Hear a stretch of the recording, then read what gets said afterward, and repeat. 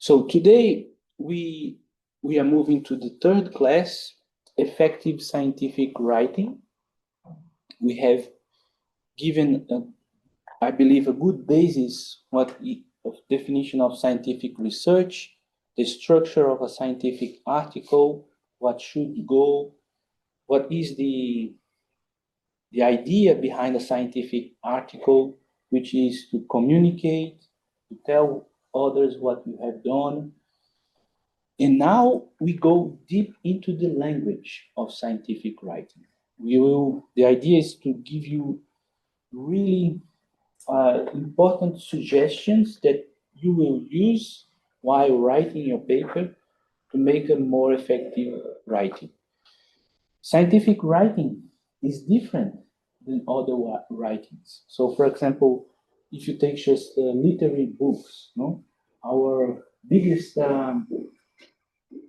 writer in Brazil, Machado de Assis, there's a book he wrote, and even nowadays, hundreds of years after he finished this book, there's still a question if, for example, there was a couple and another woman, and there is a question if the man betrayed his friend with that.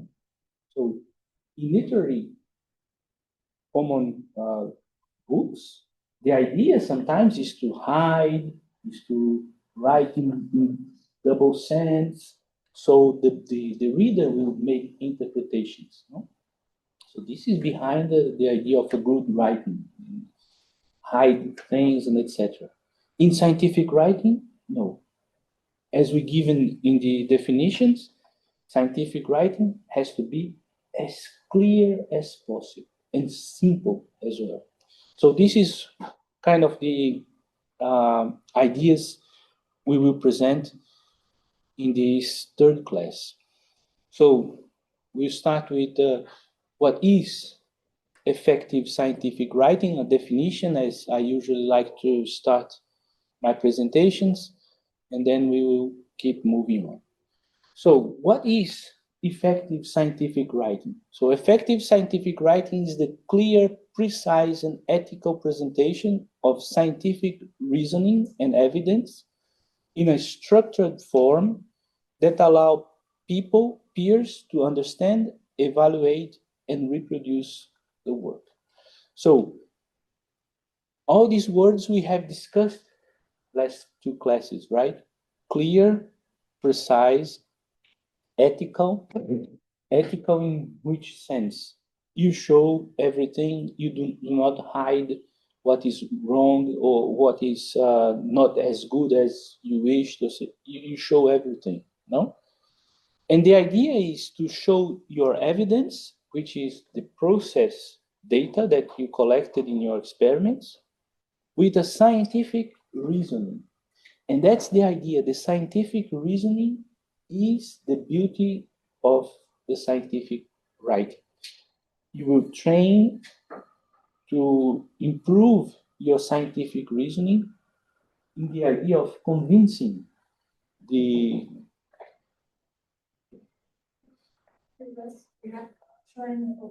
I imagine. Thank you for coming. So the idea is, and you write well, you write nice, you try to convince who? Your peers, no? To understand, evaluate, and most important, reproduce the work. So the idea is, when you publish a paper, the idea is to give all the ingredients so others can reproduce. And it's part of your interest that others try to reproduce your paper. Why? Because in this case, you will have citations.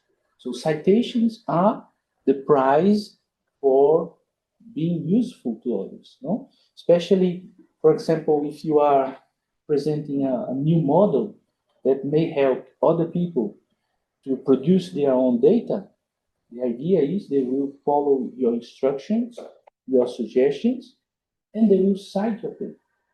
And this is the prize for a good paper. So now let's go to the style of scientific writing And I hope after this section, you will understand that the scientific writing is different in nature than all other writings that you have done. I have two stories that I like to tell in this part, in my experience in the United States. One is when I arrived, almost at the same time, there was an American arriving in the group. He was in the pretty much the same position during his PhD, finished his disciplines, and he started to do research together with me in another project. And I was also in my PhD at the University of Arizona. We started writing our papers more or less at the same time. And we turned in our drafts to our boss. Our boss, he was Belgian.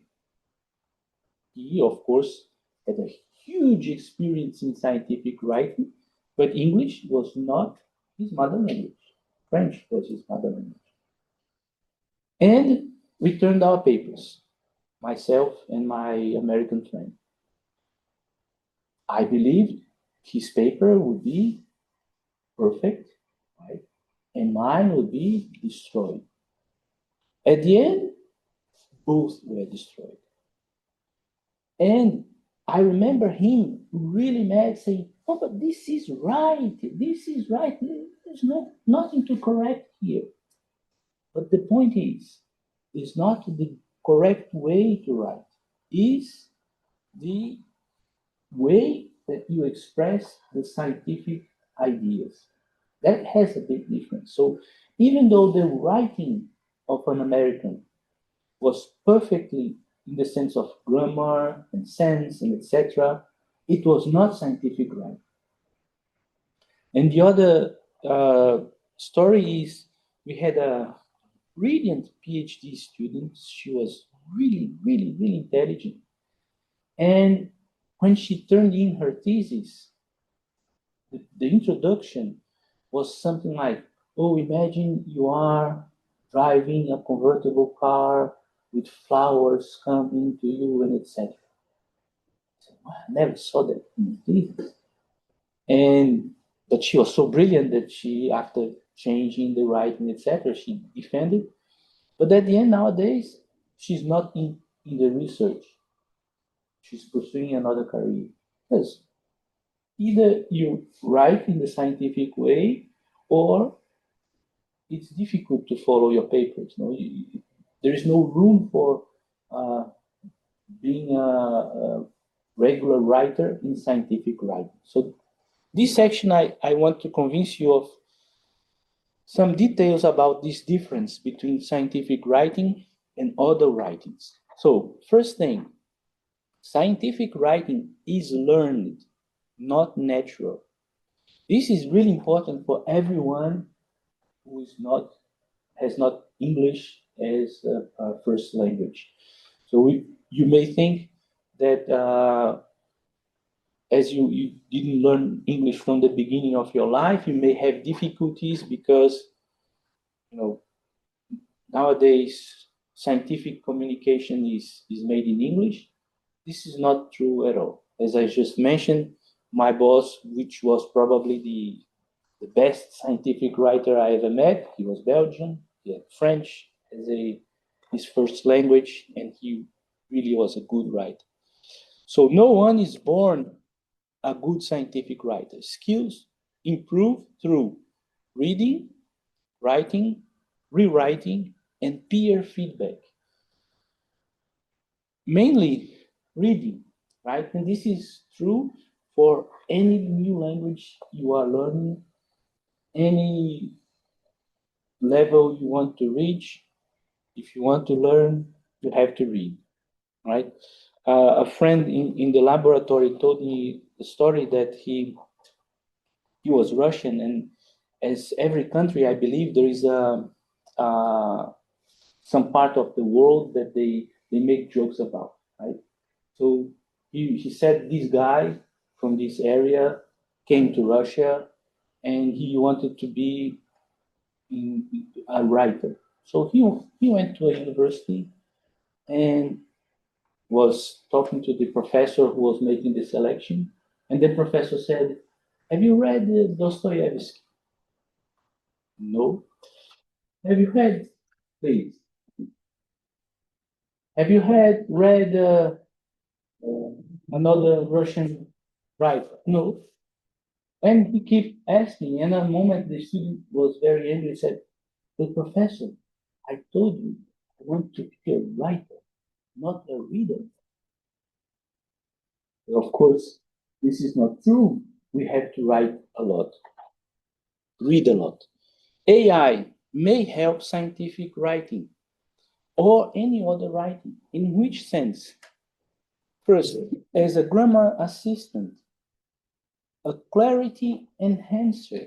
So as you are writing, for example, texts, short resumes of your articles, right?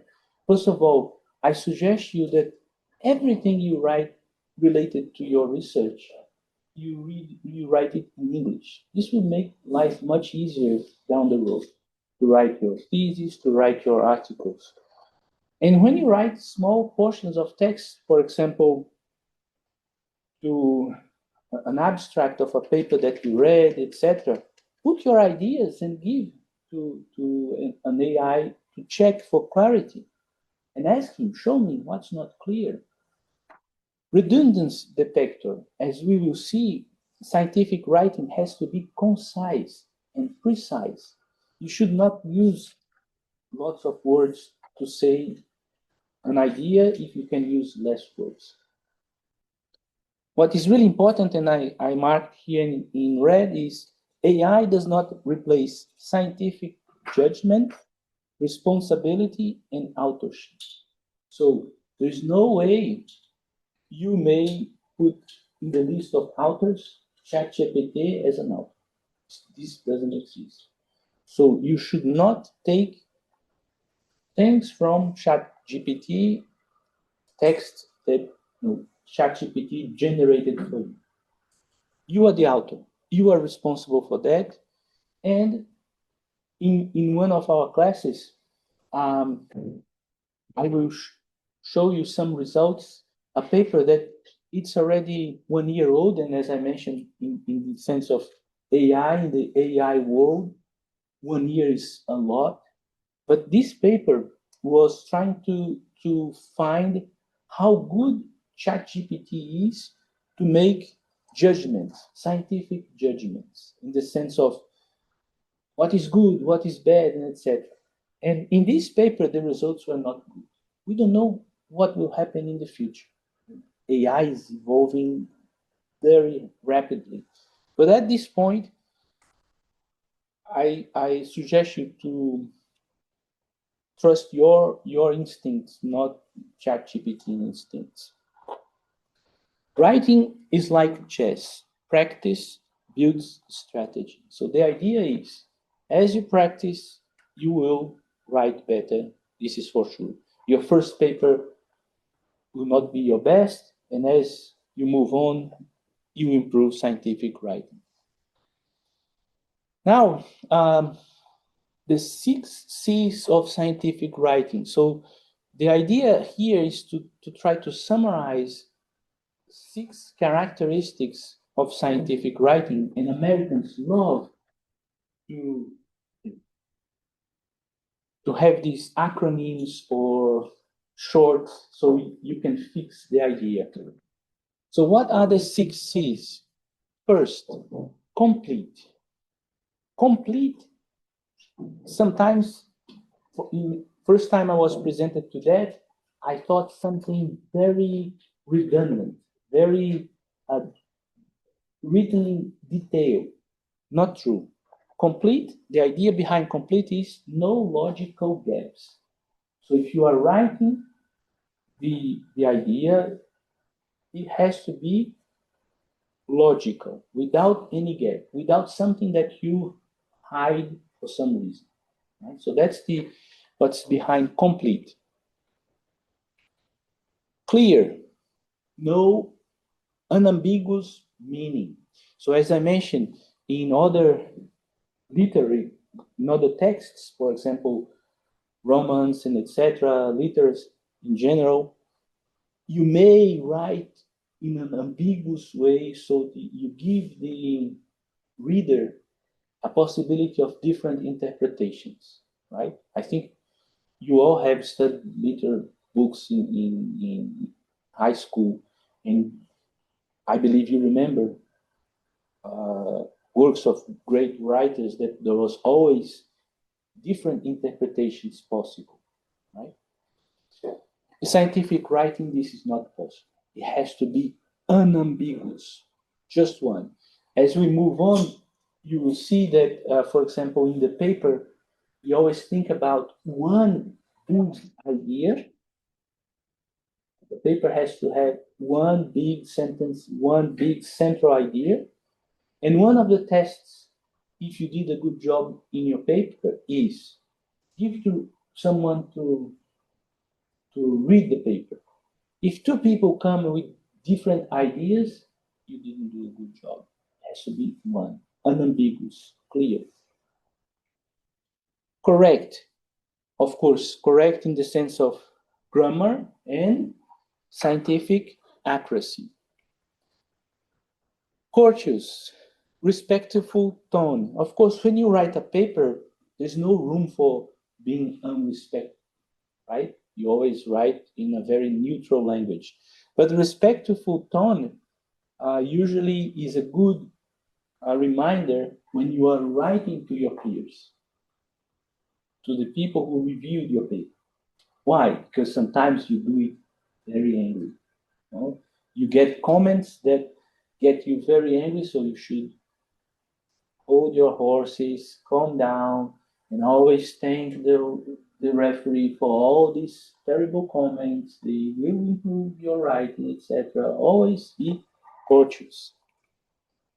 Coherent, logical flow. So this is the point where I will try to touch today, how to give you some ideas on how to have a coherent flow of ideas, in the sense that everything is in the order.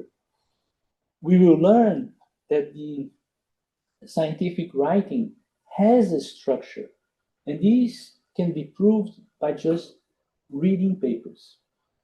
You set up, for example, logical steps, and you give names. For example, as I mentioned in the introduction, you should start with the importance of the field and etc. and narrow down to your idea.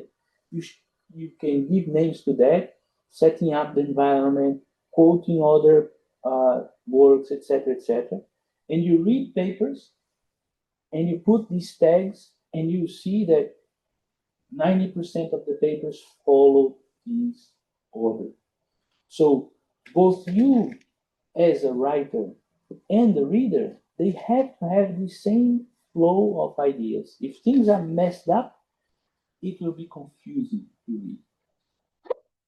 And finally, concise. In the point of concise, no unnecessary. And as I mentioned before, this is a point where AI may help, in the sense that AI may point to you sentences or text or something like that where you are exaggerating, you are adding words that could be removed and give you a more concise word. And believe me, most of us use more words than necessary, especially coming from Latin languages. I think our languages, they are naturally more wordy, let's say. The key principles. So Americans love these acronyms, right? Especially if you can make an acronym that has another meaning. The acronym by itself has another meaning, right? I remember I was writing proposals in the States. Big proposals, we go to a room like that, and sometimes we would spend an entire morning thinking of one acronym. Why? Because people, when they go to evaluate your proposal, they will not remember the title of proposal. But if you give a very nice acronym like KISS, oh, the KISS proposal, did you like? Oh, I like the KISS proposal. Oh, it was like, you see, so it's important. Now this is a suggestion when you're writing your proposals, which will go sometime in the future. So what is the KISS principle? Keep it short and simple. So always remember KISS principle while writing papers. Keep it short and simple. No necessary words. Simple words, direct constructions. Simple words is an important suggestion because, for example, many professors and peer reviews and etc., they detect ChatGPT with these complex words that are not common in our daily language. So this is what they call like the AI fingerprints. So the idea is when you ask ChatGPT to write text for you or to do translation, it will leave fingerprints, AI fingerprints. And that's why you have now, for example, the humanizer, text humanizer. What's the text humanizer? Basically a software that they claim it will remove AI fingerprints. But you yourself, you can do it. Just take complex words in your writing, make it simple. Simplicity is not superficiality. This is really important. When we think about simplicity, this doesn't mean that you will be superficial. You go deep into the details when necessary, but keep it simple the way you write. Readability, sentences and paragraphs. This is something that you should use in all your writing, not only scientific writing, but all your writing. I learned that with a professor that came to give us a course of scientific writing. And when I saw these results, I changed my way of writing emails. And I realized I could really transmit the idea more effectively by using very simple principles that I will show you now. So, readability, when you see this word for the first time, you may think about, for example, if you have a text with a font that is very small, you may say, oh, this is not readable. Here, this is not the meaning. The meaning here is easy to read. So to improve the facility to make it easier to read. Sentences and paragraphs. So what is the problem with poor readability?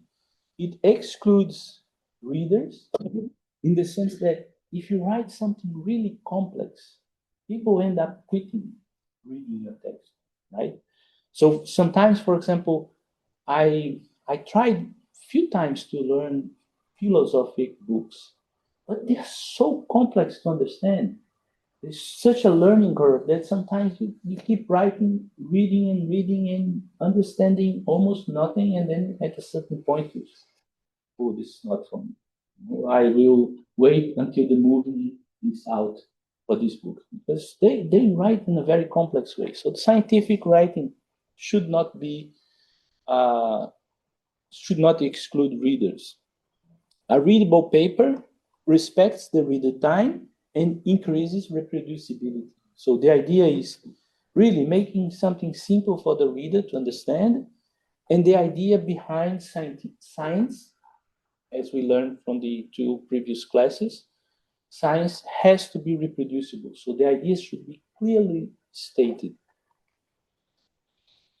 So now this is the important point for this section. Sentence length matters. So they did a study presenting sentences, longer and longer sentences, and try to figure out what is the number of words that a sentence should have to be easy to read, to be readable. What do you think is the number of words, for example, for a maximum sentence length and an optimum average? What would be your guess in words? Sentence length.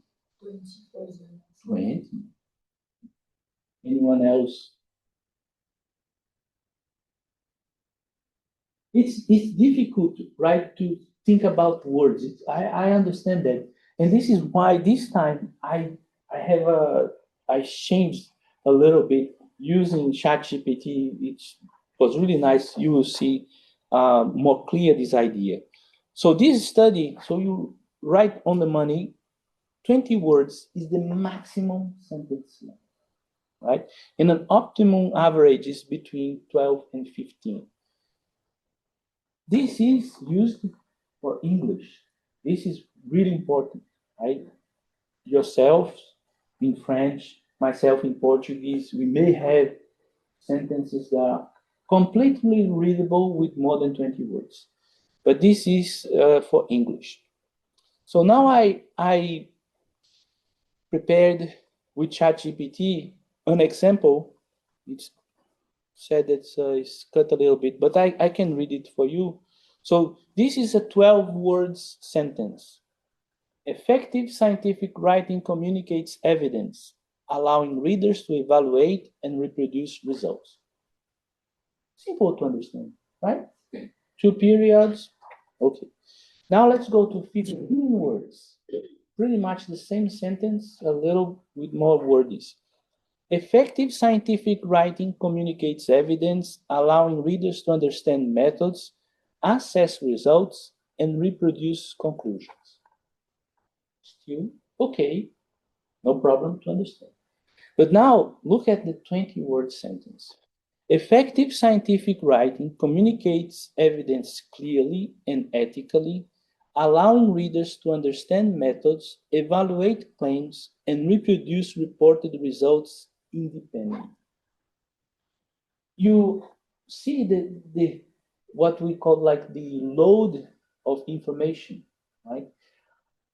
Our brain has a buffer. It's more or less like that. So if you start to read a sentence, it will fill the buffer. And when the buffer is full, it will just eject the first words and keep adding the other words. So at the end, you have the last 12, 15 words of the sentence, and it's difficult to connect to the beginning of the sentence, right? So this is why 20 words or more sentences, they are complex to understand. This means that you should not have 20-word sentence? No, it's not true. You may have, but your text should not be loaded with 20-word sentence. Otherwise, it will be difficult. Because sometimes you will have to go back and read it again, right? So this is what we call the cognitive load. You just increase the cognitive load in your text, making it difficult to understand. So long sentences that increase the cognitive load and the misinterpretation risk.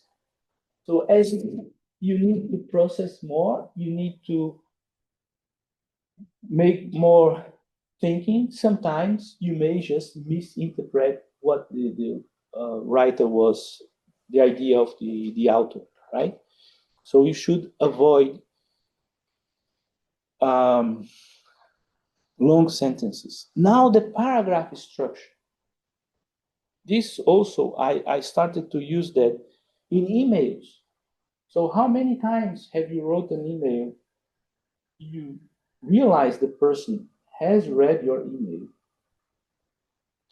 but something in the middle of the email, he or she didn't catch? This is quite often. No? Why? Because the cognitive load, you write a paragraph with 8, 9, 10 lines, person will start to read, the buffer is full, nothing comes out of, in the brain, and then conclusion, so something in the middle was lost. how you make it more readable. Make it short paragraphs. So, for example, in print, we can understand better longer paragraphs. So, for example, 8 sentences. In digital, 4 sentences. So sometimes my paragraphs, they even have 2, 3 sentences. So 3 sentences, space, 3 sentences, space.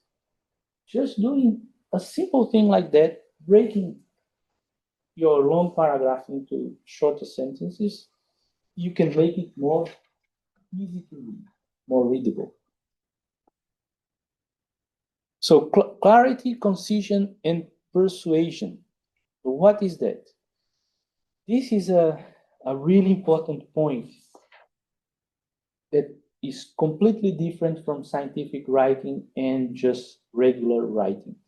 I don't know if you have the same idea in French, but in Portuguese, the passive voice seems more formal, more erudite, right? So, because sometimes it takes effort to make the passive voice, right?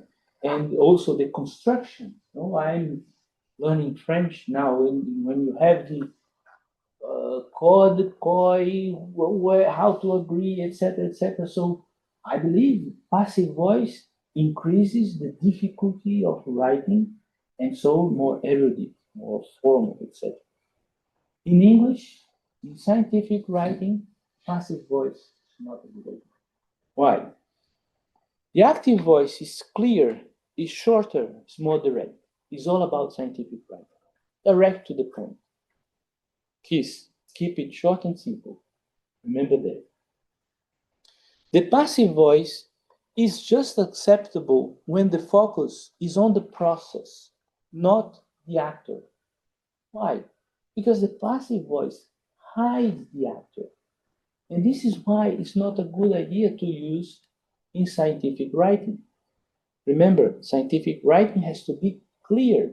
You have to know who did the job, so you cannot hide it.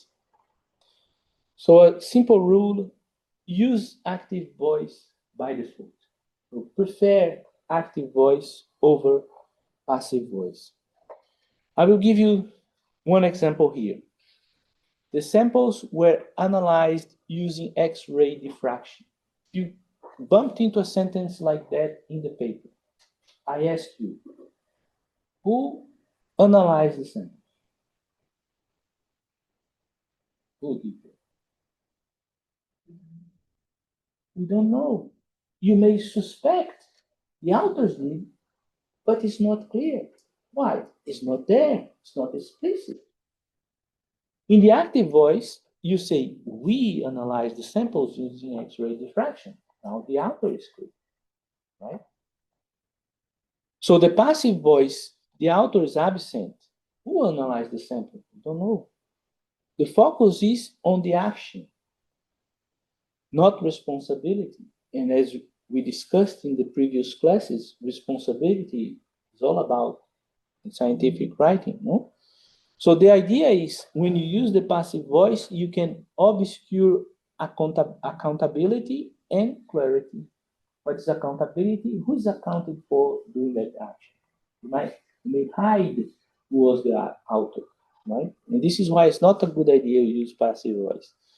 In the active voice, clear identifies the actor, shorter and direct, good for scientific writing, reduces ambiguity and improve readability. So it's all about a readable sentence, makes responsibility explicit, supporting transparency and reproducibility. So all we defend in good scientific writing. Okay? So another point, how you play with the length of the sentences. So the idea is use short sentences to make emphasis. As you, I believe now are convinced, shorter sentences are simple to understand. So it fits immediately in your brain. So when you want to emphasize something, use a short sentence. Medium sentence improves the flow. And occasionally, you may have long sentences because sometimes you need to express a very complex idea. So there is no way to break a complex idea in the middle. In the beginning, when I was teaching this course, there was a program in Java. I don't know if it's possible nowadays to install it. Every year I try to bring this software for students to show, and it was more and more difficult because Java was just disappearing. But the software, what it did was to make an histogram of the sizes of the sentences. So it will read, let's say, your page and make a histogram by just looking at the points. I believe nowadays, if you give a paragraph for ChatGPT, it will do it like this, right? So what was the idea? As everything that's beautiful in nature, it is sinusoidal form, right? Short sentences, long sentences, short sentences, long sentences, and things like that. If you have it constant, not good, right? Eventually, a long sentence. So whenever there was a sentence with more than 20 words, it will just show it in red, saying, this sentence is too long, you may try to cut, right? I use a software that I like very much. It's called the Language Tools. It's a version of Grammarly, but it's much cheaper. And the idea is it is available in many languages. So I use it to correct the French emails I write, Portuguese, English, everything. And there, I don't know what is the threshold, but there is a detection like that. When it sees a long sentence, even if it do not find any mistake, it points you. Look, this sentence is huge. Make something. Try to break it into. So avoid only short sentences. So short sentences, they are very choppy. Your brain, everything is instead waiting and waiting for other, etc. And it's also a childish way to write, right? So child, they speak in shorter sentences. So try to avoid it. And only long sentences is just exhausting. So try to avoid the extremes always. The idea of persuasion. When we listen to this word, sometimes we think about a commercial, right? A commercial, persuasive language. I read a book to write these slides, and the idea there was really to break this sense. Persuasion has, of course, you can use persuasive language to convince someone to buy something, of course, right? But in scientific writing, you also need persuasive language. Why? Because you want to show the readers that your questions, your scientific questions, they are important, they matter. You want to persuade the readers that your method is valid, and you want to persuade the readers that the conclusions that you made, they follow naturally the evidence you showed. So there is room for persuasive language in scientific writing. But what there is no room for, that sometimes you may find in the business side, and you should not find in scientific writing, is exaggeration, right? So if you go and see ads, for example, sometimes there is some exaggeration. Even this exaggeration is punished by the law, right? Sometimes the law prohibits. I was just listening one of these days, the TV here in France, and they're saying, oh, this advertisement, he says he's the best whatever in the world, or the best whatever in France. But you cannot say that.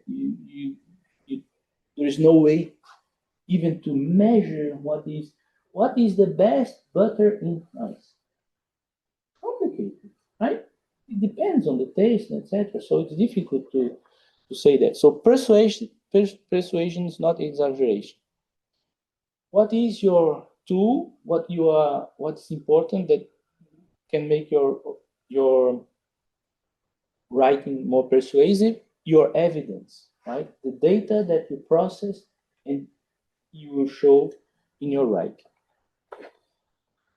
Front-loading information. So this is an important suggestion that you should keep in mind while writing your text, which is to put the most important information first.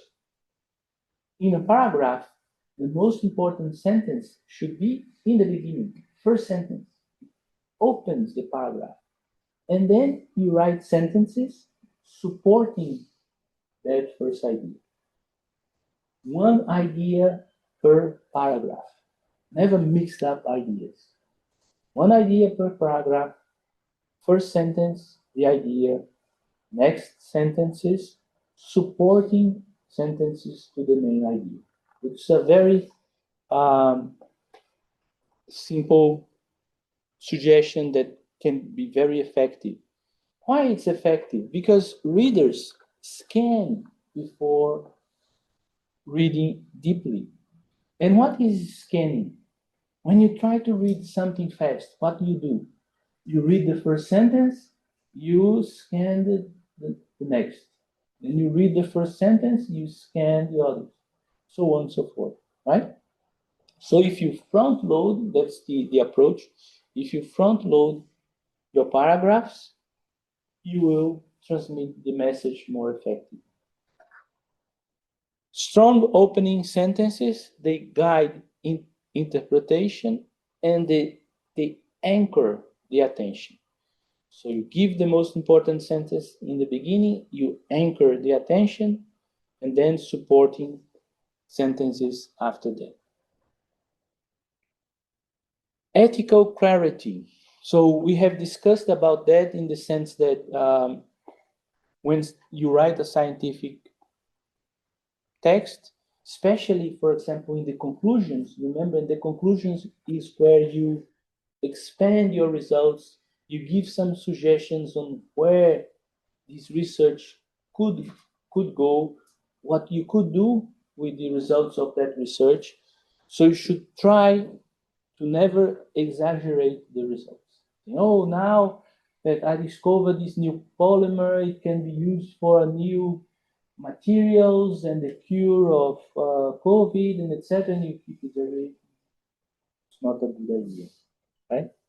And also avoid omitting limitations. Every study has limitations, right? We will never be able to exhaust all the studies, all the details, etc.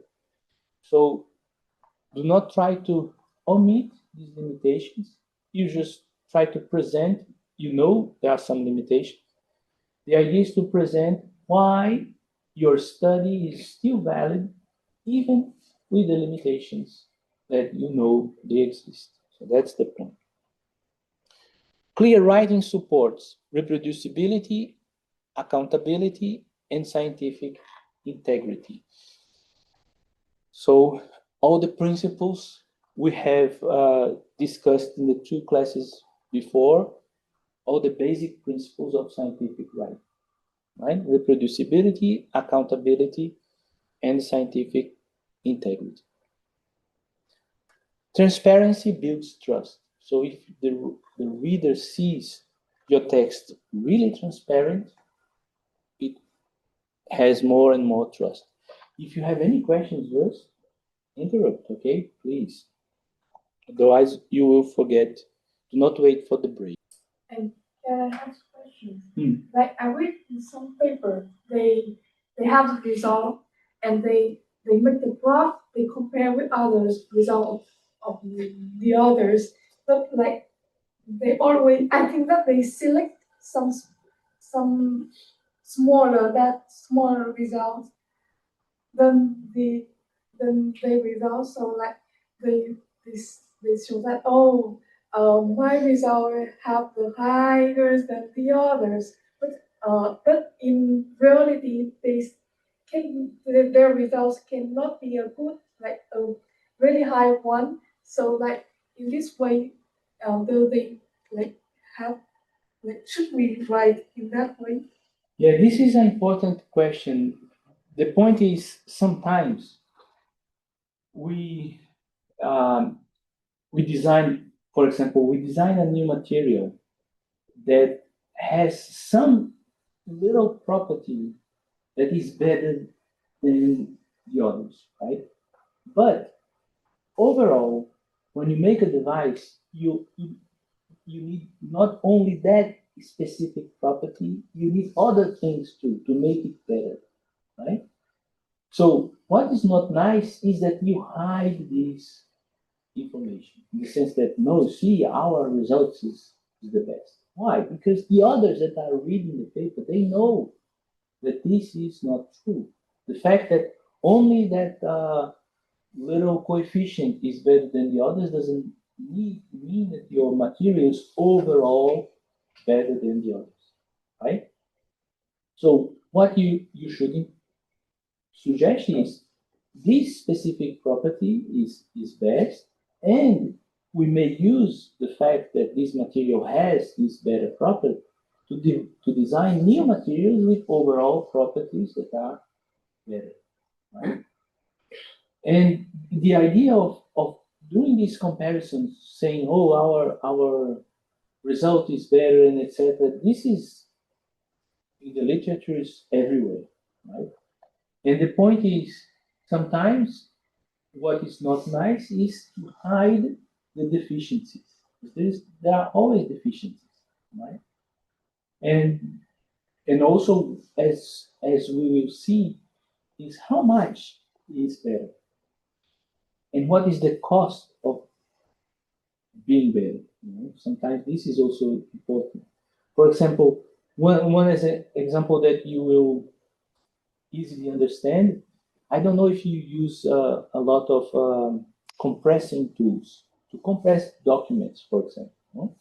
So there is a competition, a huge competition among programmers to who makes the software that compresses more.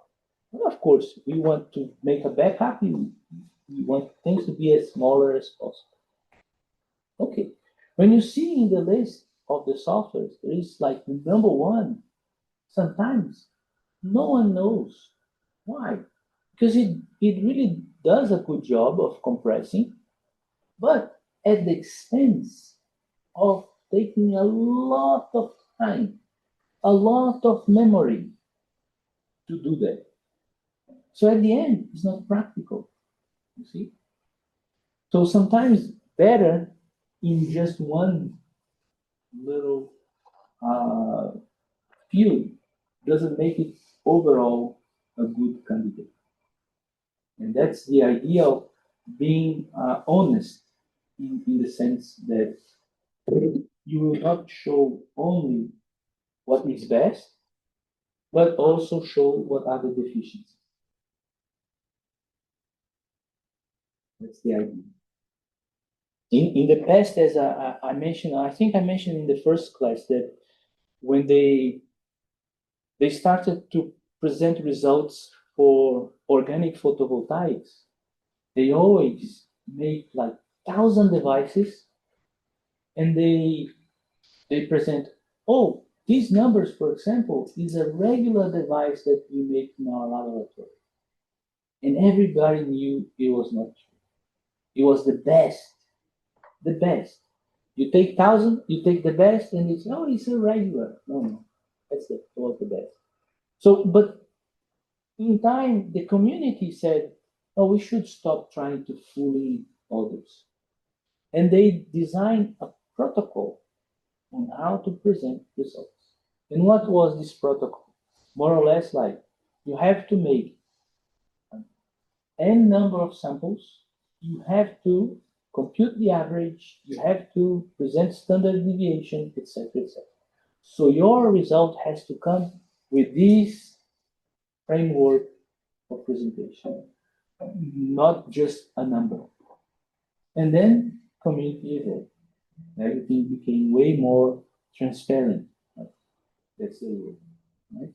Oh, and I have a question about the average and standard deviations, like how many samples, like how many times we need to repeat to show that, oh, this result is repeatability. That is a so complex question you cannot even imagine.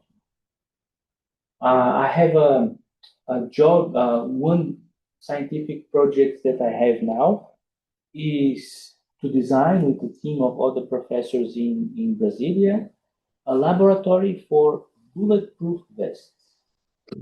One bulletproof vest costs about 3,000 euros. Very expensive. And there is a norm that says that you need to make a complete test following this norm. It's an American norm. You need on the order of 64 vests. Wow, this costs a lot of money. So the federal police in Brazil that hired us to make this study, they buy bulletproof vests, they buy a big container, and the company who sells this, even a French company that sells to Brazil, it sends every month a group of vests. So imagine if we want to do by the book. Take a container, remove 30, 64 vests to run the test. Impossible. So we have this question, we are still building the laboratory, but we have this question in mind. How many vests we would need for a minimal test which would be reasonable? And we don't have the answer yet. We need to study very carefully because the idea is we always take a sample, right? Ideally, we would test all of them, but if you test, you have to trash it, right? It would be nice for a policeman to have a tested bulletproof vest that we know it will not fail. It's impossible, right? So we need always to take a group of that big sample, and make the tests. But you need some security of that group, the minimum group, will be a good representation of the whole group. Otherwise, we may be in trouble. So my suggestion for you is always try to read the literature and be on the average, not being too many more or too less. Okay? So if you see that, for example, on average, when people show these results, they take 1,000 samples, try to go for that. Not for 10, 20. Because otherwise people say, no, you have too little data to make average or standard deviation. Like normally when I read the paper, they do not show like all the results. Yes. There's another thing that may help you, which is the following. When you're doing this analysis, you always think about a Gaussian, right? So in principle, when you plot your raw data in a histogram, you may see something like a Gaussian. If you see just a peak, oh, there's something wrong. No? So, and this is why, as we mentioned in the previous class, it's always important to hand the raw data. You see, you are having trouble because people are not handing the raw data. Hand the raw data to the readers so they can see, oh, okay, she did an effort to collect samples. When she plot a histogram, it looks like Gaussian. Gaussian fits well. So this is a good representation of the diversity, right? Because the idea is that the Gaussian should represent the diversity, and if you fill it nicely, it's valid. Okay, so let's go to the second topic, which is models for scientific writing. So what is the idea behind these models? So this is a book of one of the authors is a Brazilian professor of physics, Oswaldo Oliveira. He has probably now 500 papers published. He's one of our most important scientists in the area of material science. This book is free for Kindle Unlimited. So if you go in Amazon and you have Kindle Unlimited, it's free. And if you have it, just read it because it's really good. Models for scientific writing, what they are used for, what is the idea? So the idea is go in the other direction, as I said when I had your age and was producing my first results, that the boss knows how to write papers. So the idea is make scientific writing explicit and teachable. So the idea is, how can I teach scientific writing? How can I help students to write their first papers, to organize the ideas? So here is where these models comes from. So to help authors to plan and structure arguments. So the idea, as I mentioned to you, scientific papers, they have a very precise way of writing. It's not, very diverse. If you can mark the ideas, they come in a very logical and common flow. So the idea is to try to pick what are these steps and give to students, look, when you write your introduction, just use this flow of questions or this flow of ideas, and you have a good introduction. So help also readers to interpret and evaluate the text, and reduce improvisation and hidden conventions. So if you don't know how to write, you have to improvise, right? So the idea is to give you some suggestions, framework, and then you can follow it to have a nice paper. So why these models are useful, why you should search for these models.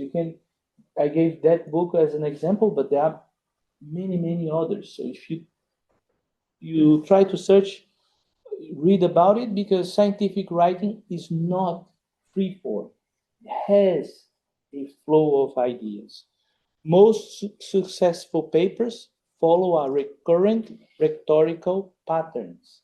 So one of the models that I showed you, the authors, they pick what they call the corpus. So what's a corpus? They take a bunch of papers and they tag the way the authors presented the idea. And, for example, they realize that 80% of the papers follow a very simple steps, very clear, very minimal. 80%. So what is the idea is, what are these steps? If I want to write my first paper, I just follow these steps and it will be in the 80% good papers, right? Writing models help authors to structure reasoning and help readers navigate arguments. As I mentioned, when you are in the writer mode, you should keep in mind what are the logical ways of flow of ideas. When you are in the reader mode, if you know there is a structure, then you know the first paragraph should talk about general ideas. Then you have more in the direction of your paper. And at certain point, when there is that keyword in this paper, then it comes whatever was done in that paper, right? So this, as a reader, is also good to know exactly what comes in the steps. So models, they suggest scientific arguments are built not as stylistic preference. So the idea is you may not say, oh, in my paper, I will start introduction with my important result, and then I will give the context. No, this will not work. There is a structured ideas. So I picked two models of that book that I believe they are interesting. One is the Heisenberg and Bunker model, more simple, more direct, more concise, just to introduce. And then we move to Aloysio, the Brazilian professor, which is a little more complex with more ingredients. So you can see the difference between the two. So the Heisenberg and Bunker model, it's designed to write the introduction. So this is one particularity of these models. They give you suggestions on how to write the abstract and the introduction. Why? Because these are the two parts that are very important in your paper. And they have a very precise structure. So the Heisenberg and Bunker is more designed to introduction. The idea is organize your introduction in 5 stages. Each stage is subdivided into steps. Author claims that the structure is discipline independent, so the two authors, they claim it should work for any discipline. And the idea is focus on progressive narrowing of scope. So that what is the idea? You remember the introduction, we make a drawing of a triangle or a pyramid upside down, right? So the idea is to provide these stages and steps to help you to go from general to your problem, just to follow that pyramid, that inverted pyramid. Okay, so first stage provides a context for the problem to be analyzed. So this is the first paragraphs of your introduction. Provide the context. And he gives you suggestions on what to include. For example, facts related to the general area of research, identification of sub-areas, and the topic emphasis, the importance of that topic. So, for example, if you are designing new polymers for LEDs, or organic light emitting diodes, so you should start talking about facts related to the general area of research, which means illumination is a really important subject, and materials that are more efficient in transforming electricity into light, they are really important. Not only that, make them compact, make them energy efficient, and so on. So nowadays, all these screens of cell phones is made of OLEDs because they are highly energy efficient and thin. Right? So you present the facts, you may identify the sub-areas and tell why your topic is important. Second stage, you keep moving towards what you did, your research. Now check an aspect of the problem studied by other authors. So remember, the first paragraphs of your introduction, they are the most populated paragraphs with references. So prepare many references to present there, to quote in which relevant information is prominently presented, reference relevant research conducted by other authors.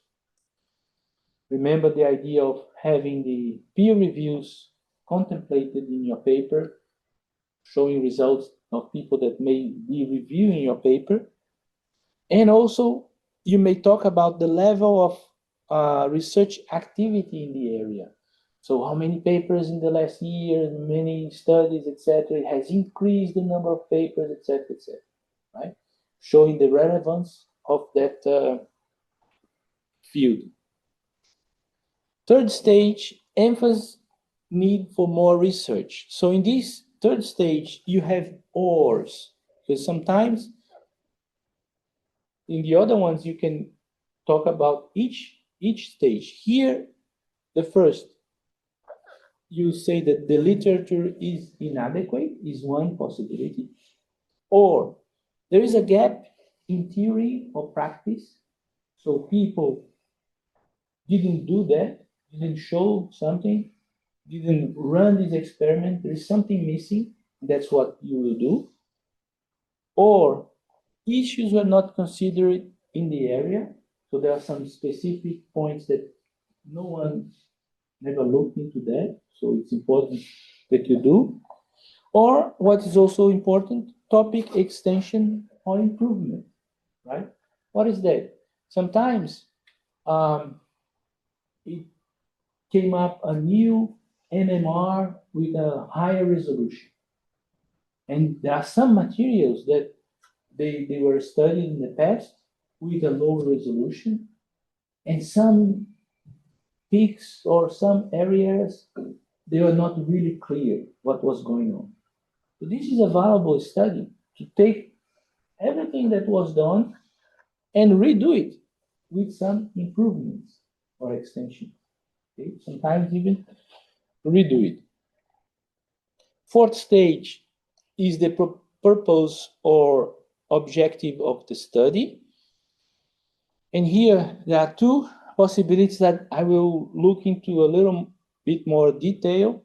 One is the so-called orientation of the article, where you say this paper examines, meaning you use the present tense, or the orientation of the research. The aim of this study was to investigate blah, blah, blah. So this is sometimes very confusing when you are writing your first papers. Which tense you use? Is the past or the present? You see people using past, you see people using present, and you get a little confused in what to present in the introduction. So this will clarify to you. I will show you in the next slide with more detail. And finally, the fifth stage, which is optional, is the value or justification of the study. I say optional because sometimes you already include that fifth stage in the beginning of the introduction, more diffused in the other stages. And I have questions. Like for 5 stages here, like do you suggest that like how long you can write for each stage to avoid like we go too far or we write a lot for each stage? Very good question. So everything, of course, when you will have your own style, right? So no one will say, "Oh, you took too long in the value or justification. This is not good. This is wrong." No, you have your own style. But what you should keep in mind is the introduction. It has basically two important parts: what others did, what you did, right? Two parts. So more or less, this should be more or less half and half, right? If you take like 9/10 talking about others, and then you take just the 1/10 at the end to talk about your paper, this is a little bit unbalanced, right? Okay, now in your half part that starts here, fourth stage, right? The purpose, objectives. This is the part of your paper that you have in this paper, blah, blah, blah, blah, blah. What do you talk about? What you did, the orientation of the article or the orientation of the research. If you write here one sentence, oh, this paper was to do a study of the electrochemical properties of polymers. And then you write all the rest saying, though this is very nice because this can solve this. You see, there's an unbalance, right? So the idea is always to keep this proportion, given the importance of the topic, right? I believe you agree it's more important to tell the others what you did in the paper, then to say what's the importance of that. So you should expand a little more what you did, talking about the methodology and etc., and less talking about the value of the paper. But the other model that I will show you just after that will give you a better impression of that, because you see in this equivalent fourth stage, the other model has more stages. It has many more questions guiding what you should write in this stage than in that. So it will be very clear that in the other model, what is the proportion of the two. You just see in a bit. Okay, so these two different parts, which is the orientation of the research versus the orientation of the article. So what is the orientation of the research? In the past, I showed with the sentence, the aim of this study was to investigate blah, blah, blah, right? What it does, it focuses on the scientific activity itself, answers the question, what was done? It centers on objectives, experiments, and investigations. Typically use past tense. When is appropriate? Empirical experimental studies, when the study's primary object of interest. So most of you, most likely, will write papers with this orientation of your research, right? Meaning, what was done? You tell the story of what was done, what you did in your research, okay? So that's why the suggestion is to use the past tense. And you, most likely, you will write your first papers on empirical or experimental studies. You did your study, make experiments, etc. So it's appropriate for that. What is the other option? No? The orientation of the article. So the orientation of the article, the idea is to use this paper examines. This is present tense, right? So what is the focus? Is the communicative object, and it answers the question, what does this paper do for the reader? In the sense that it centers in the structure, in the contribution, and in the organization of the arguments. When this type of approach is appropriate?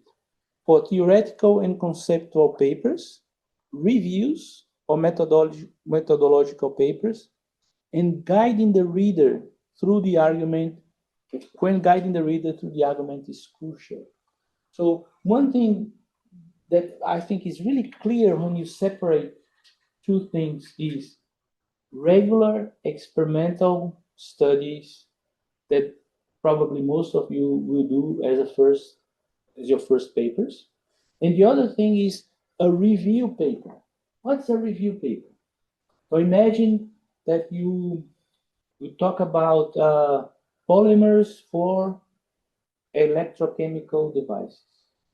You will write the story of all the polymers, starting with the first polymers, then moving to the next polymers, new generation, etc., etc., etc. You understand?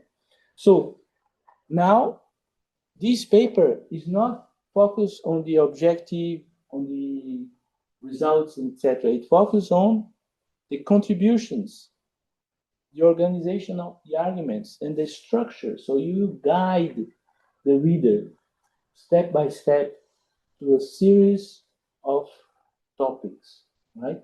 So this is an example of the methodological paper or review paper, right? So this is what separates the two. So when you try to, the next papers you write, keep that in mind to see the tense, so past tense, present tense. This is interesting to analyze as well. So the Aloysio and Oliveira model is a little bit more complex. more complete, let's say, with more details, is one model that I suggest you to guide you writing your introduction. You can take these slides, I copy and paste all the model, or if you can have access to the book in Kindle, it's also interesting to print and see each step. So what's the idea? It describes the scientific introduction, so it's a model that's good for the introduction, as a modular rhetorical system composed of components, strategies, and messages. This model was derived from empirical analysis of published papers. So he just took 84 papers of material science journals and physics journals and scanned the papers to realize what was the structure empirically, so real papers. It shows that effective introductions are built by combining functional components, what the text must do, realized through strategies, how each function is achieved, which are expressed through rhetorical messages, the actual language. So the model will suggest you these two elements, the two first elements, components, what the text must do, and strategies, how each component should be achieved. It's up to you to write the text, the messages, okay? So it goes only to organize, and then you write the way you want. Okay, so the model identifies 8 main components. Imagine an introduction that you can divide into 8 components. Important. They showed that, for example, 80% of the papers they used. Yes, please. Sorry, I'm looking for an office of a teacher. His name is Barnes. I have an idea. No, sorry. No problem. Sorry for No problem. So Professor Aloysio found that 80% of the papers used 4 of these strategies. So it's not obligatory that you use all 8 strategies. He found just one paper that used all of them, and it was marked as a very long introduction. So it doesn't mean that you should use all of them. So the eight components are setting, review, type of gap, purpose, methods and materials, main results, value of research, and layout. So you see, up to here is whatever is not your paper, right? Setting, review, types of gap. When you start here, purpose, you already start what you need. So you have 4 before, 4 to define your paper. Now, remember the 4th and 5th stage that you had the question? 5th stage is this.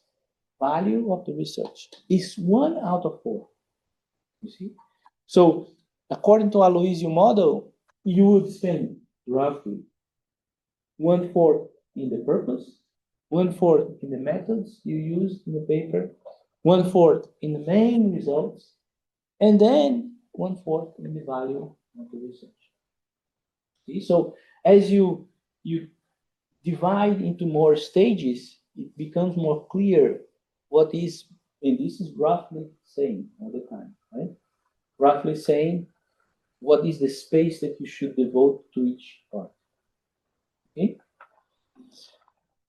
Each component can be implemented through multiple strategies. These strategies may appear in different orders, be repeated, or be omitted, depending on the discipline, journal, or communicative goals. So what I will show you now is these 8 components with strategies, meaning how you should represent each component. But these strategies, you can invert the order if you want. It's just a suggestion on the order. And they can be omitted. This is the most important thing. You should not use all of them, otherwise your text will be really long. And the next, after I will show you in these 64 papers he studied, what were the most common strategies used. Okay, so first one, the setting, first component, setting. What are the strategies? Introduce the research topic within the research area. So you talk about your topic with respect to the big area it lives in. As to familiarize terms, objects, or processes, sometimes you need to say what you're talking about, the mechanism, etc., what is the study, and argue about topics' preeminence. So each of these, you don't need to talk right about each one, right? And you can reorganize them. You can start arguing about topics preeminence. So the search for new materials for electrochemical devices has increased in the past 10 years because they realized they could save space and batteries in cell phones. It's topic preeminence. You can move to the top and then discuss about the other two. Okay? Or you can do the setting only with S3. You don't need to use each one of the strategies. C2, the review. So a little history review of that area. S1, historical reviews. S2, current trends. S3, general to specific ordering of citations. So you try to close in. Progress in the area. Requirements for moving forward. State of the art. Remember, we always talk about this sometimes importance of showing the state of the art. Compound reviews of the literature and their gaps, and citations grouped by approaches. So you open a paragraph, oh, this guy and that group, they studied this type of property. The other group, etc., studied the other property. So group sentences by approach. Again, these strategies, they can be omitted. You can select just a few. The order is a good suggestion, but you can mix up. But for a first approach, I would follow the order that's given here. C3. C3 is the type of gap. So remember, the idea is when we presented for the first time in previous class, the introduction was what? What we know, what we don't know, what we did, right? So the gap is what we don't know. We must present what are the gaps, not only one, several gaps. And then you will select what you will write. So in types of gaps, you have unresolved conflict or problem among previous studies, limitations of previous work, or you can raise questions. Has anyone tried to use this material for a photovoltaic? Right? So it's raise a question in your introduction.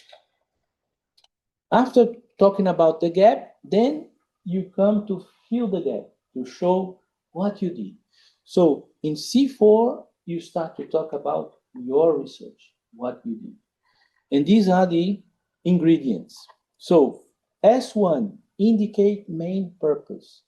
So to indicate the main purpose of the article, it gives you several sub-strategies. All of those, they are S1 sub-strategy.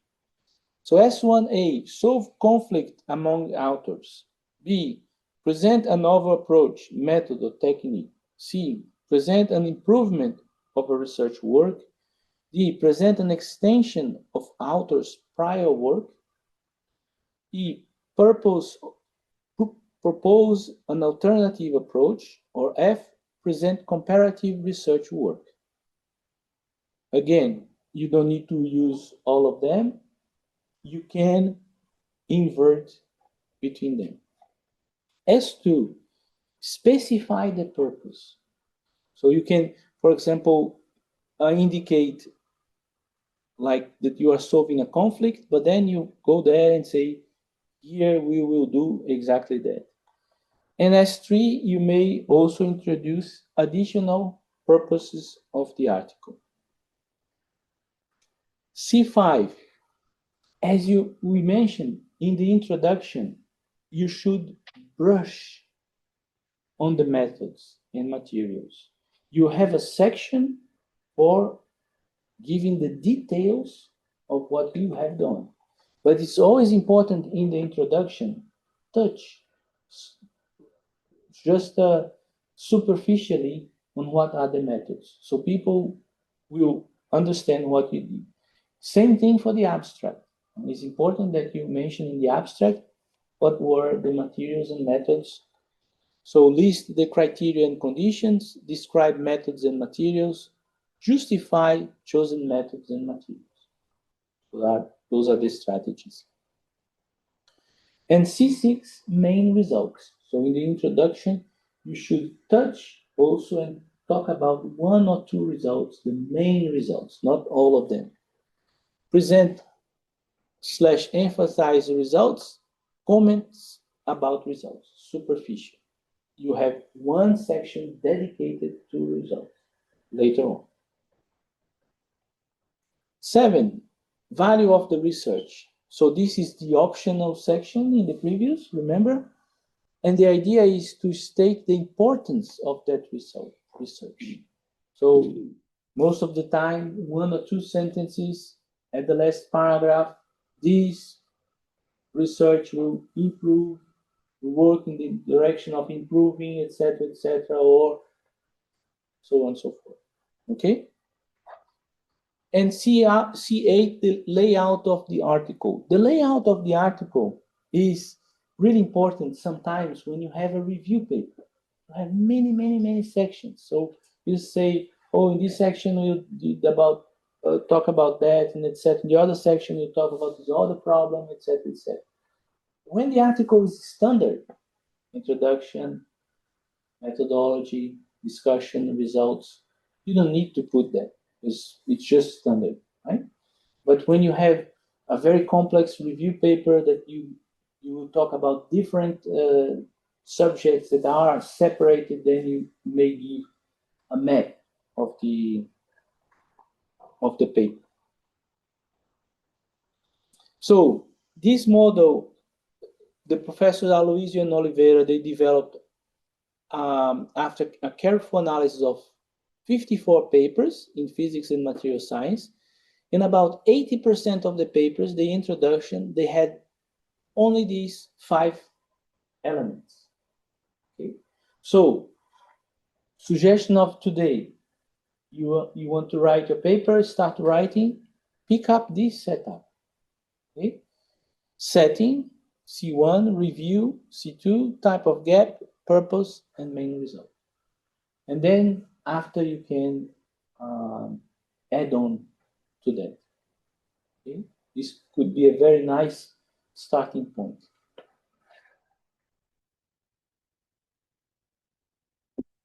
And as I mentioned, soon you have at that site the slides, so you want to take all these details will be available. Okay, and now we will go to the last topic. I hope you'll be able to finish. Is the storytelling with data. What is that? So I took this part from this book. This lady, she was a consultant for Google, a designer, graphic designer. And her job was mostly to produce reports for big companies. So the idea was to use this approach, which is called storytelling, but starting with data. At the end, I think is obvious to all of you. That's how we do, right? We have data, and you want to tell stories. So I split this some introduction about this book in two parts. One that I will talk today, which is the idea behind the storytelling, which you will find many books, right, about storytelling, in the sense that if you want to become a writer. So there are many strategies, etc. So storytelling is a very strong subject. But I suggest you this book is available in Amazon, etc. Not sure if in Kindle, but definitely in Amazon. I suggest you to take a look at this book. It's very, very nice. And what is the idea behind it? So I try to adapt what she wrote for business reports to scientific writing. So good scientific writing does not start with text. It starts with a context. So the idea is you need to contextualize your work in your research area, in what other scientists do, etc. So this is what is the starting point of scientific writing. Scientific writing is not a transcript of results. Scientific writing is a communication art, not a data dump. So the idea is you did a lot of work, right? You collected a lot of data. And sometimes you even did in a given sequence of the facts, no, your research. But this is what you did for the research. In the paper, you not use the same information, you not use the same order. You have to tell a story. And to tell a story, you may change the positions of the order, right? So, for example, when you write a book, when you read a book of any subject, you see how beautifully things are organized, right? So, for example, I was teaching quantum mechanics, and then book starts with the Heisenberg formulation, and then the Schrödinger formulation, and then it comes with Dirac, showing that the two formulations were different approaches to the same theory, etc. But that is the book. The book chooses a way that can be, for example, with the time it happened, which was indeed the case. So, in the case of Heisenberg, quantum mechanics was in summer of 25. Winter of 25 was Schrödinger development. So, some books they follow this time where the theories came up. But other books they may just start with Dirac approach and then show the other two. So that's the idea behind scientific writing. You have the freedom to tell the story in an order that you want. So context answers why the text exists. Without context, even good science fails its objective, which is communicate. So you have to ground your feet in this basic goal of scientific writing, which is communicate science. Right? It's not just to show results, to communicate. Okay, so most of the scientific confusion coming from mixing these two models. First, the exploratory analysis. This is what you do to understand the data. And here I like very much this graphical association that the author did, which is to tell that exploratory analysis is the oysters. So I don't know when you prepare oysters precisely to generate pearls, but in nature, you agree that you do not find a pearl in each oyster, right? I don't know what's the statistics, but sometimes you have to open many oysters to find a pearl. So the exploratory analysis she traduced as grabbing or finding oysters.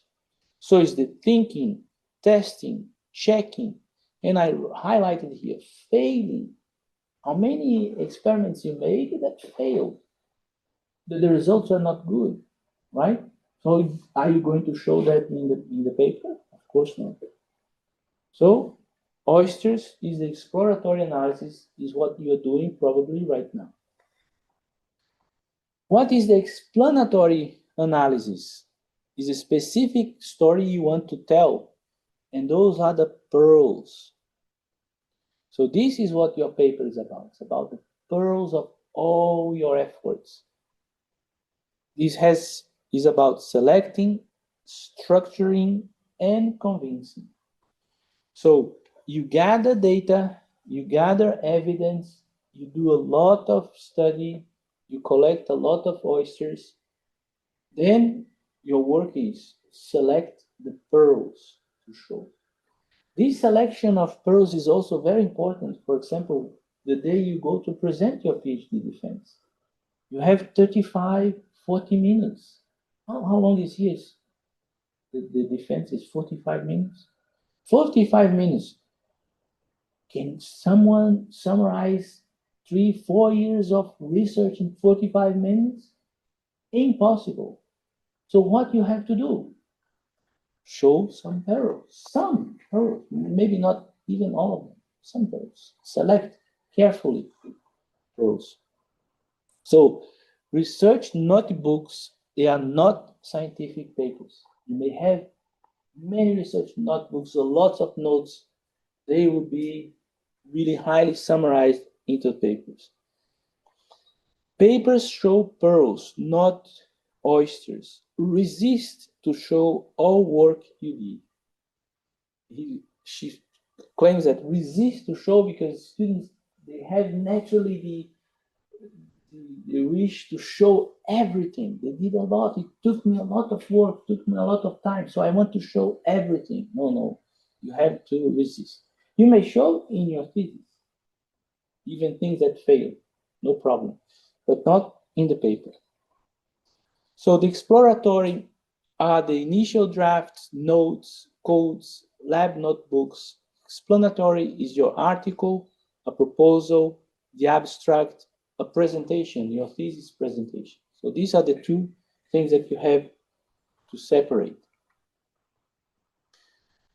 Here's just some point. I just put a pearl here for the audience, in the sense that papers, they have a very specific audience, we will show, but you will not always just write papers, right? You may write a proposal for some funding, you write maybe a book for students or something like that. So you always have to keep in mind what is the audience of your work, right? So the expertise level shapes the vocabulary and the detail. Always keep in mind that you need to prepare your text, your presentation, according to the specific level of your audience, right? When you fail that, it's just terrible, because sometimes you have a very general audience and you go to speak about very specific details of your work, and the general audience simply cannot follow. So it becomes really boring presentation. Writing or presenting for everyone usually means writing for no one. So if you try to make a text that can reach all the levels, at the end, the text will be unsatisfactory for each of them. So keep that in mind. Every scientific test must produce an effect. Inform, papers, convince, the papers, justify, also papers, obtaining funding, for example, if you want to write your proposal. So, knowledge without direction leads to indifference. The interpretation is part of scientific responsibility. So here's a very important point, the idea of interpretation. So when you write a paper, the idea is you're not there with the reader to explain. So the idea is you have to do the interpretation and be more, let's say, prolific and more detailed. So the reader by himself or herself, you understand what you wrote. But for example, when you are presenting your thesis, you are the one guiding the show. So you should drive the audience through your story.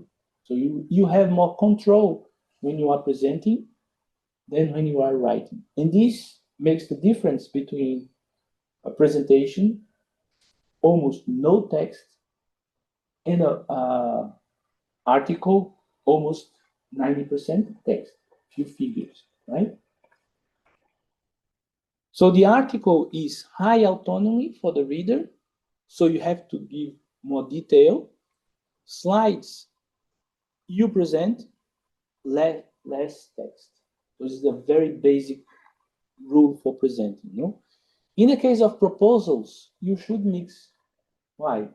Because sometimes you're not picking up an expert to read your proposal. So you should mix a little bit details with autonomy. Never write slides as a document, what they call the slide document. What is that? Those slides that you have text and text and text, right? So this is just a suggestion for your presentation. Never write too much text in your slides. Practice, practice, memorize, and then talk. Now I put that, I like very much this idea of the 3-minute story in scientific writing, which is to try to push yourself to condensate, to try to find that big idea of your paper. So you have this, always this strategy, but sometimes probably you have heard about the elevator pitch. Have you heard about that? So the elevator pitch it has a long story, but it started in Hollywood, what I gathered. No, it started in Hollywood where the producers had very little time to tell their new idea to big film companies. No? And then there are some examples in the business market where big boss takes all the directors and wants each one to speak quickly what's going on. And there is also in Silicon Valley, right, where people who are inventing new ideas, they find the rich guys who want to invest and they never have time, so you have to tell quickly. So we can make a translation to scientific writing in the sense that, can you explain your research in 3 minutes, covering all these points?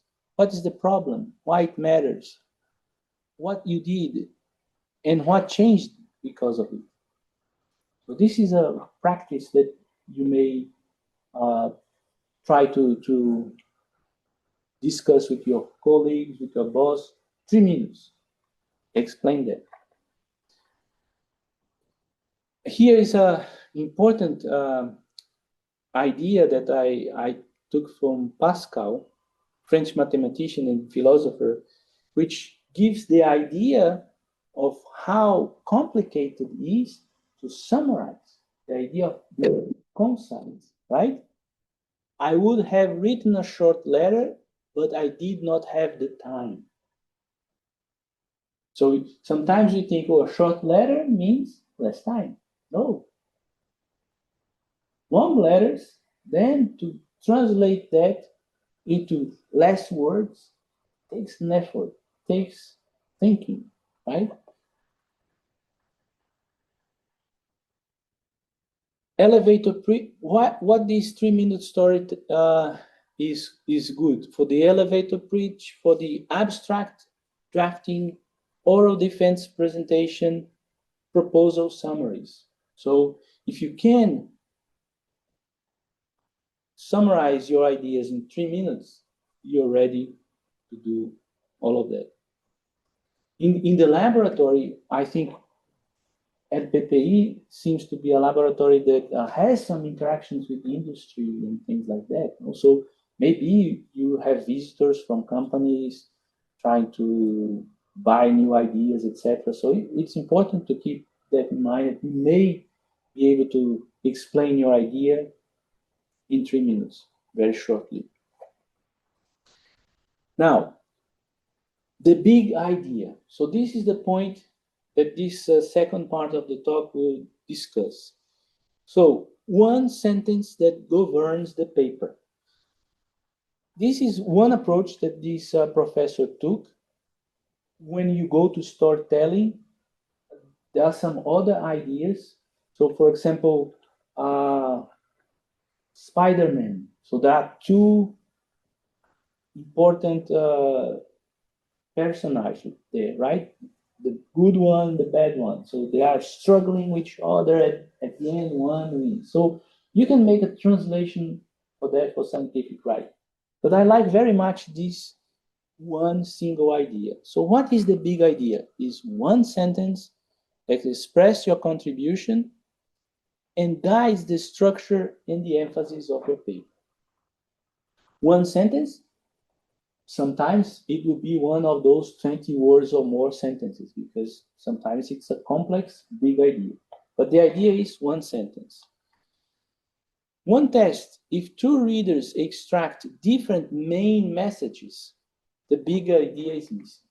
So that's the point. You should be able to, when you write your introduction, if you give to two or more people, they should capture what is the one message and one only. If they do, you did a good job. So, sections and paragraphs when you are writing are logical steps. They start with ideas and organize them in a logical way. Remove everything that do not serve the big idea. So effective scientific writing is not about writing better sentences, it's about deciding in advance what deserves to be said and why.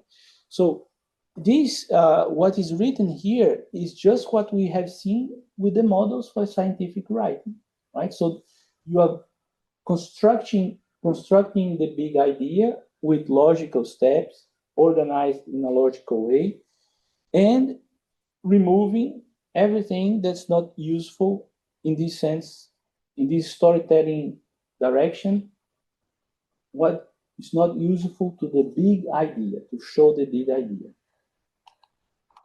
So one suggestion that she gives, which I like very much, is to write important elements of your research into post-it notes. So you write the post-it notes and you try to organize them into the logical step. And that's the point, the most important point. It's not the order you did the study, it's the logical order. Sometimes the last thing you do will come first, because it's more logical. There is also a logic of your field. As I mentioned, sometimes papers, they are written and you will capture that as you read them, presenting the electrochemical data first, then the X-ray data, then etc. So this is the way the community is expecting you to present your results. You organize that in that way. Okay. Just to give you an example, I took this paper I wrote. It was a cover of Advanced Functional Materials. At the time, I still believe in Santa Claus. I still believe that we really made the cover. It was after that I realized my boss paid a lot of money for that. So it's a study that I am very happy I was included. So the idea here was the following. So I put my post-it notes would be something like that. Solar cells are based on silicon. They have several limitations. That's a general idea, no? Organic materials, they offer a tunable electronic structure, so you can absorb more light in the sun. device is combining of this molecule, which is the greenish here, DPSK and C60, display good efficiency. Prior studies focused mainly on device efficiency, and then exciton creation and separation process are unknown. Density functional theory, which is the calculations I make, can be used to describe this process. So just to remind you what exciton separation is, when you shine light in this material, which is an interface, a sandwich between one type of molecule, DPSQ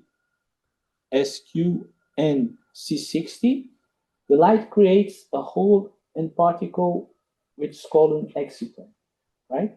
And then at certain point, it separates into a positive charge and a negative charge. When it separates, it creates the current that will generate the photovoltaic effect.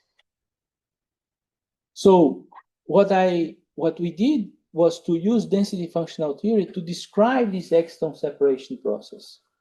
And this calculation, they estimate this so-called charge transfer states, which is one step before this separation, and to calculate the dissociation exciton energies, which is how much it costs to separate the hole and the electron. The interface, we found that the interface is key to the exciton dissociation process. So the way the molecules are arranged is really important. And we could make calculations to explain what is going on. So after we did all of that, we realized that a design rule emerges for new optimal interface. So we took these two molecules, we created an interface, we studied how the efficiency is guided by the way these molecules are packed, and then we said, look, if we have these type of conformations, you may design an interface that will improve the efficiency of the device. So this is pretty much the post-it notes that I would write. Now, what is the point here? After you write all these notes, to try to find the big idea. So it's a single sentence that will summarize everything, the governing sentence. So what was the big idea I selected? We show that exciton dissociation in this interface, this material solar cell, is governed by interface-specific charge transfer states, which can be computed by DFT, what we did, dimer models, and lead to a general designing rule for efficient organic heterojunctions. So this is my big idea, right?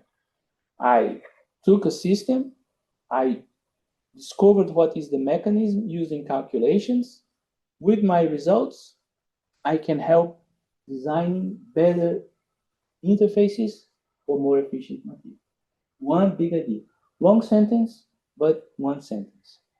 Okay, now with this big idea in mind, what I do, I will group those 10 ideas before to try to make my paper, to present my paper in sections. So I can make blocks organizing the ideas. So I will group the post-its into blocks, think about my paper. So block A, why the paper is important. So I have two ideas here. Silicon solar cell, they have intrinsic limitations. Organic materials present a better tunability, right? Block B, why this specific system? Why I use DPSQ C60? Device show good efficiency. Previous studies focus only on microscopic efficiency. Microscopic processes remain unclear. So I use density functional theory to take one molecule and another and do calculations on that microscopic point of view. Block C, what is the unresolved scientific questions? How excitons are created? So it's in the interface, is in the C60, is in the PSQ. 2, how do they separate at the interface? How is this breaking? how much it costs, what is the energy. Block D, what approach did we take? We used density functional theory to describe the electronic process. And also, discharge transfer states and dissociation energies can be computed. So we computed these two things that are very important to the approach. Block E, what is the key result?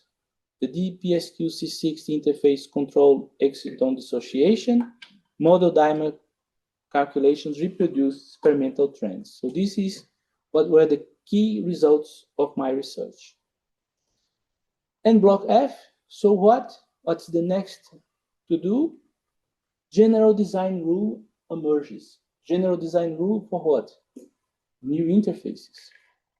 Enables rational design and optical organic interfaces.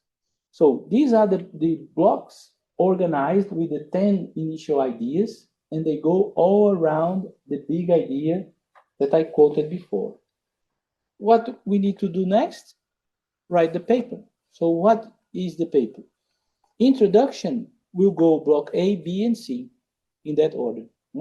Why it is important, why the specific system, what is unresolved scientific question. Ends by stating the big idea explicitly.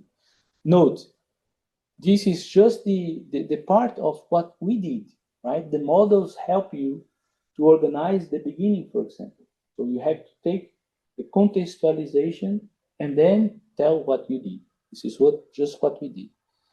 Methods.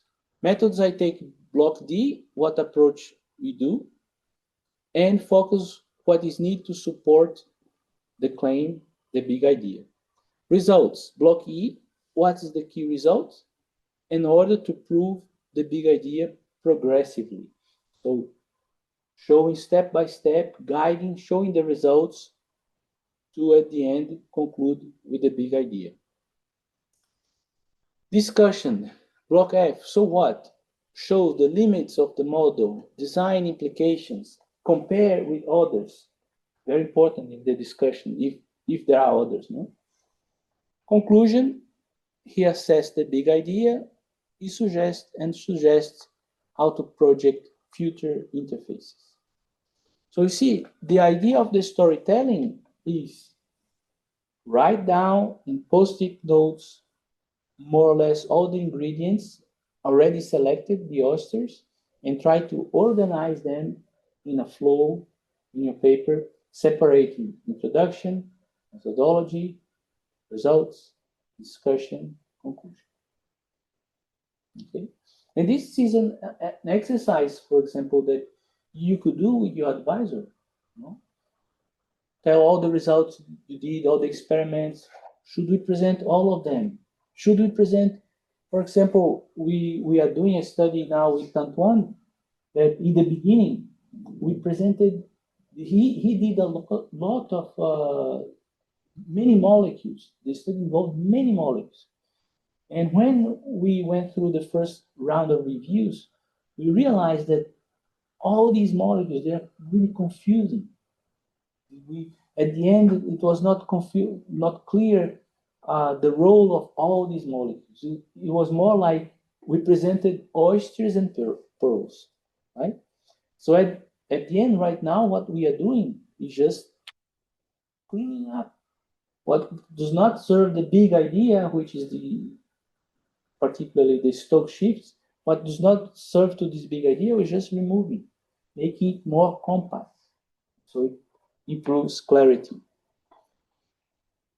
So just to summarize, the take-home message is the style of scientific writing, the literary writing seeks to impress, scientific writing seeks to be understood. Just a summary. Literary books, the idea is to impress, is to capture the attention, is to tell a very nice story, etc. Scientific writing, the basic idea is to be understood. Readability of the sentences. Readability reduces reader cognitive effort, so they can focus on science, not on the text. So remember, long sentences takes extra thinking. And then people will focus on the text, not in understanding your idea. Clarity, concision, and persuasion. You persuade in science not by saying more, but by saying only what is necessary and making it clear. So the idea is less is more, right? Try to be concise. The models for scientific writing is not a rigid template. It's not really a rigid template, but a cognitive guide that helps transform your ideas, your evidence, your data, your questions into a coherent argumentative text. So the idea of scientific writing is really to take all you have done, clean up what is not useful, and organize the rest in a coherent argumentative text. With storytelling with data, data do not tell stories by themselves, meaning emerges only when data are placed in a context and guided by a clear narrative. Right? So if you only give the data to someone, it will be really difficult to tell a story from that data. So the idea is that the meaning, the importance shows appears only when they are contextualized, and that is your work, the difficult part of writing papers. So here's the two references. All two books are available if you are interested. As soon as I put this, you can search and have access to these texts. And that's it for today. Thank you.